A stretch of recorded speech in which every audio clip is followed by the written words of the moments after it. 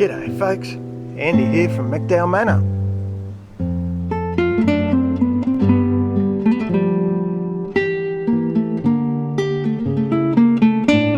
Just a couple of little things I thought might give you some interest. I've been out building. Unfortunately these are not for me because they've turned out bloody beauties. They will be a wicking bed.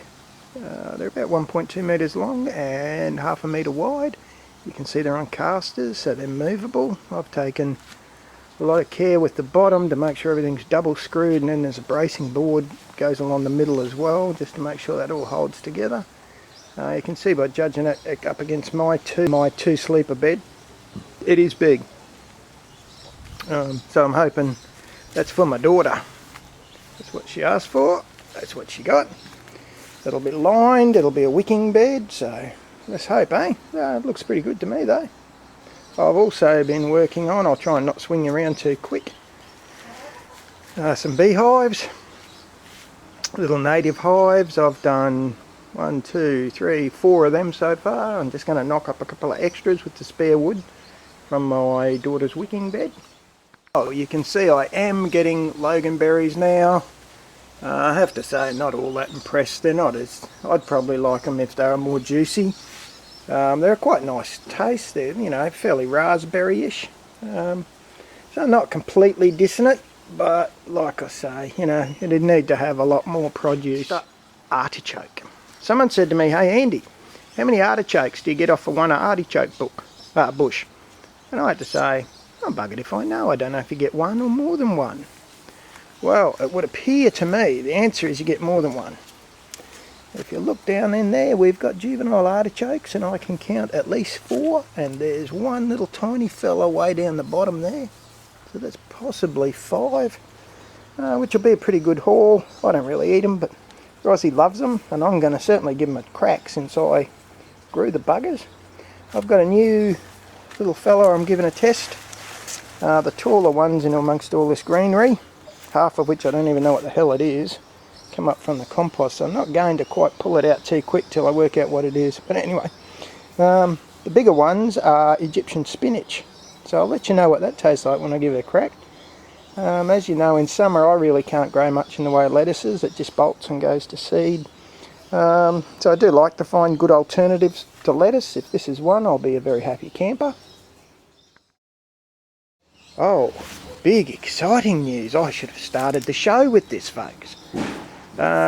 We have quail now at the manor. Yes, I risked certain death from my Rosie, who wasn't very impressed with said quail purchase, because I think she's worried I'm going to eat the buggers, but they're way too cute to eat, I reckon. They're Japanese quail. Sorry about the zooming and the jumping. Little Japanese fellas, well, particularly that's the female. And that little guy over there is the male. Pretty cute. I've got 2 colours specifically. Figured that way I'd get a whole lot of different little babies if I can indeed get babies. Anyway, that's the quails. That's the big news for, it probably will be the big news for this month. Although I've got a little secret that I'm keeping that might change some of the video footage you see on my channel. Very excited about that if it comes to pass. I think we have now experienced a gooseberry bonanza, quite frankly. Holy mackerel, we've got some gooseberries. Rosie loves them, I love them. We don't tend to keep them for very long, they get scoffed, but I'm hoping I can build up enough. I really love gooseberry and ginger jam that I make, so hopefully I'll get that built up. Take you on the other side. The corn's booming now. It's looking like corn should look instead of that stupid little minuscule rubbish that I had. Also happy to report there has been no more bitter tomatoes anywhere in the yard. Just giving you a quick look at that bed. I'll also give you a quick look at the aquaponics. So last time it was booming. At this point in time I'm quite happy to say, holy bloody hell folks, it's gone crazy. Everything's taken off. You can see the kangkongs come back. I can't zoom out anymore, I'm afraid. I'm sort of bent over half backwards as it is. I can barely walk into the bloody greenhouse now, and my path in there has got to be, well, probably 1.2 metres wide. So much for me 1.2 metre wide path, quite frankly. But yeah, I'm real happy with that. That's bloody going great. Lots of tomatoes.